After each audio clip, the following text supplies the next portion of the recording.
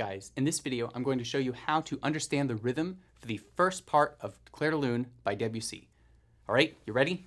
Here's what you do. The first thing you do is you play this chord and then you immediately play the next chord like this. And then you wait for an unspecified amount of time, and then when you're ready you go ahead and go on to the next chord. And then you change chords here on the left hand. And you just kind of push through that and then wait, for, I don't know, about this long, and then you go on. And then I don't know what these things are, but they sound something like this, I think. And then, I think it's been enough time. You just choose what you want here. You just push through this section. This is pretty intuitive, I think. And then you just kind of keep going. I don't know how long these are supposed to last, but that's probably fine. I think it's something like this. You don't even really need to count this piece. You just do whatever you want, right? Or at least it sounds that way. This piece kind of sounds that way. When a lot of people play Clair de Lune, this is what it reminds me of, just, randomness. However, the piece has a carefully crafted, very nuanced rhythm around the time signature of 9/8. And Debussy did a great job here of building all of the ambiguous sound of the piece, the ethereal nature of this piece. It's built right in. You just follow the directions. In other words, don't do literally what I just showed you. Like, don't do that at all. That's just a caricature. Do some actual rhythmic investigation, okay? So that's what I'd like you to ponder in this video, and I'm going to show you how I would recommend counting a piece like this. Just the first page, just an example. And so I'm going to show you how to count this explicitly in a way that allows you to deal with the polyrhythms on this piece, and then perhaps you can use this to go on and learn the rest of the piece, or maybe some other pieces that are similar. There's lots of 2/3 polyrhythm pieces out there, and there's also lots of pieces that are constructed very similarly to this in terms of the rhythm. One example that comes to mind is the Grieg Nocturne. So if you are at about the level of Clair de Lune, you can also probably handle the Grieg Nocturne from the lyric pieces, so I would invite you to take a look at that. All right, let's get serious for just a second here, and I'm going to show you how to deal with this for real. The first thing I'd like to talk to you about is that 9/8 is a compound meter. And a compound meter basically means that you have pulses that are divisible by 3 instead of 2, like a simple meter, okay? So 6/8, 9/8, and 12/8 are all compound meters. In 6/8, you're going to feel 2 groups of 3. In 9/8, you're going to feel 3 groups of 3. And in 12/8, you're going to feel 4 groups of 3, okay? So in this piece, we're going to be feeling 3 groups of 3. Now, there are a lot of tutorials on this piece that will help you to understand the rhythm by counting it in 9, and that makes sense, right? That would sound like this. 1, 2, 3, 1, 2, 3, 4, 5, 6, 7, 8, 9, 1, 2, 3, 4, 5, 6, 7, 8, 9, 1, 2, 3. But then what do you do here, right? Now, I have a way to deal with those polyrhythms that I'm going to show you, and you could do that in 9/8. But I'd rather do it in 3 because I feel like that's more, first of all, it's easier to do. Second, I feel like it's more core to the actual rhythmic structure of this piece, okay? So first of all, let me show you how I count a group of 3, whether it's a triplet or we're in a compound meter and we're dividing up one of the pulses.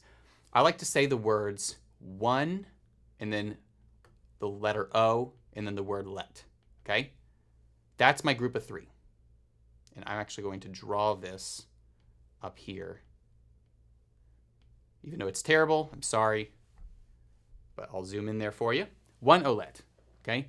Now some people would say 1 anda. Don't say 1 anda because you need your and for a specific use. And in this case, if you put the word and right here, that would not be the correct place to use it if you're trying to keep your ands consistent among the various ways to count. So don't say and. Keep your and for another time, which actually will be used in this piece in just a minute. Now, here's another thing I'd like you to see. When you're counting a group of 2, you would use 1 and. This is why we want to hold out for this, right? So 1 olet, 1 olet, 2 olet, 1 olet, 2 olet, 1 and 2 and 1 and 2 and 1 olet 2, right? You got to use different counting system because none of that lines up.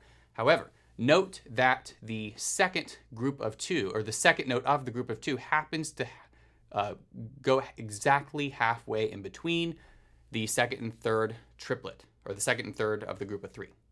Okay? Hopefully that makes sense.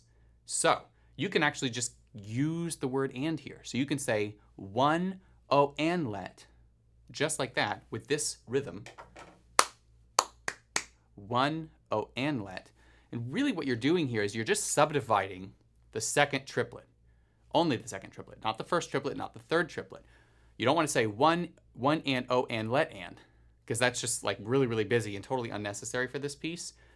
But you can say 1 oh and let, and your and, when you say 1 oh and let, it's going to line up with your normal and that you would use if you're counting groups of 2.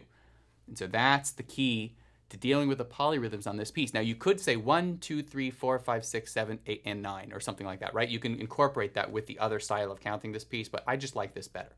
So I'm going to demonstrate this for you seriously, and then I'll just show you how to work each little part out, and then I'll let you be on your merry way. Here we go.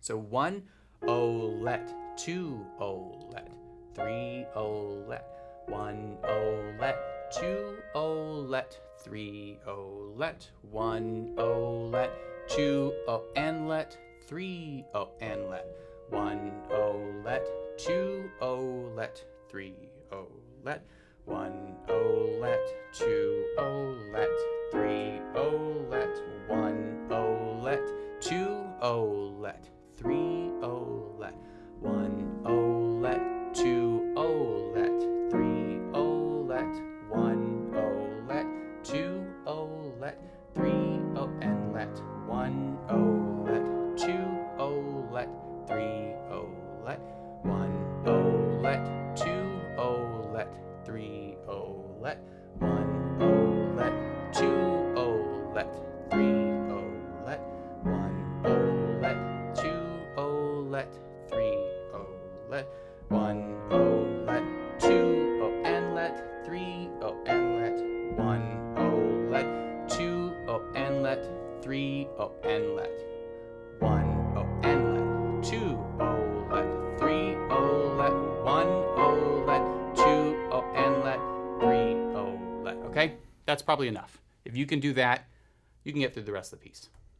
So, now you're probably thinking just what I was thinking when I was taught this, right? That is amazing because that totally clears this up. And I have to tell you, I didn't come up with this. This is taught to me by a really great teacher that I studied with. But I am here to pass this along because it just is so helpful. It's so useful. And I know that so many folks struggle with this. I know for certain because I teach, regularly. So many folks struggle with this. And this is a massive problem solver. Okay, so let's just work this out real quick. So we have the first note of the piece was really a rest. And then your rhythm is going to fall like that. Okay, I think that's fairly obvious. 1 oh let, 2 oh let, 3 oh let. Okay? And I'll go on. I don't think I need to write it all down, but I'll write a little bit down. 1 oh let, 2 oh let, 3 oh let. Which, by the way, if you didn't subdivide, it'd be like 1, 2, 3, 1, 2, 3, 1, 2, 3, right? So it's kind of hard to do that. You pretty much can only do that if you already know how the rhythm works.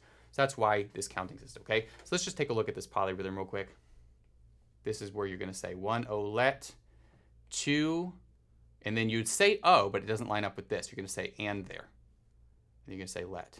Okay, so the and lines up with the duplet. And then 3 lines up with that one. And then you say oh again. It doesn't line up with anything, but then you say and. There we go. And so on. So this is going to sound like this. 1 oh let, 2 oh and let, 3 oh and let. And you're going to be manually holding everything down in the hands. I'm not talking about pedaling in this video. Obviously that's kind of key to making this sound really nice. But if you can at least get the rhythm down, you can get your hand legato down. That's so helpful. I'll keep going. 1 oh let, 2 oh let, 3 oh let. Go on, hold the top note. 1 oh let, 2 oh let, 3 oh let, 1 oh let, 2 oh let, 3 oh let, right? Of course, if you're counting in 9/8, you'll also work this out too. So I'm just going to keep going. 1 oh let, 2 O let, 3 O let, 1 O let, 2 O let, 3 O and let, 1 O let. That's a group of 3, right? So let's just count all of this out right here. 1 O let, 2 O let, 3 O and let. Okay? And then you have your 1, I'll just write it right here. 1 O let, 2 O let, 3 O let. Maybe I'll blow that up for you so you can take a look and listen. 2 O let, 3 O and let, 1 O let, 2 O let, 3. Okay, and I'll do it again where you can see 1 O let, 2 O let, 3 O and let, 1 O let, 2 O let, 3. It's very straightforward. You know, practice this. It's awesome. 1 O let, 2 O let, 3 O let. Actually, I'll just zoom out. 1 O let, 2 O and let. Sorry, yeah, I don't need to count subdivided there. 2 O let, 3 O let, 1 O let, 2 O let, 3 O let, 1 O let. Here's your 2 against 3 polyrhythm. 2 O and let, 3 O and let. Still happens. 2 O and let, 3 O and let. And I'll do one more little bit here. Notice that this right here, unless I'm crazily mistaken, this is a group of 2. Okay? That's what that's for. So this is where you go 1 O and let. That's where that goes. 1 O and let, 2 O let, 3 O let, 1 O let, 2 O and let, 3 O let. Okay, there you have it. That is my mini tutorial on how to deal with Clair de Lune and the counting in the 9/8. And just to show you, I'm going to go to the Grieg Nocturne because, you know, not enough people play that piece. I've already done the counting here, right? 1 O let, 2 O let, 3 O let, 1 O let, 2 O let, 3, and so on, right? Hopefully you've heard this piece before. And you got some polyrhythms on this piece here, which you can use that counting system for. Been a while since I've played it. Anyway, so you should totally do that piece. I hope you found this video helpful. If you are the sort of pianist that would like to be working on material like this, but maybe it feels like a bit much, or maybe you need to do a little review, or maybe you're a new pianist and you would like to work up to pieces like this, I have a really cool and helpful program that you can learn more about by clicking the link in the video description below.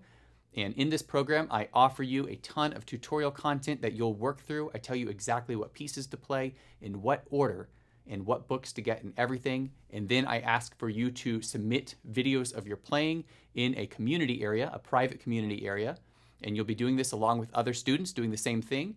And then I gather these videos up and I package them together in a video review format. And I offer you personalized suggestions on video, just like this, for your recordings. And I do this very, very regularly.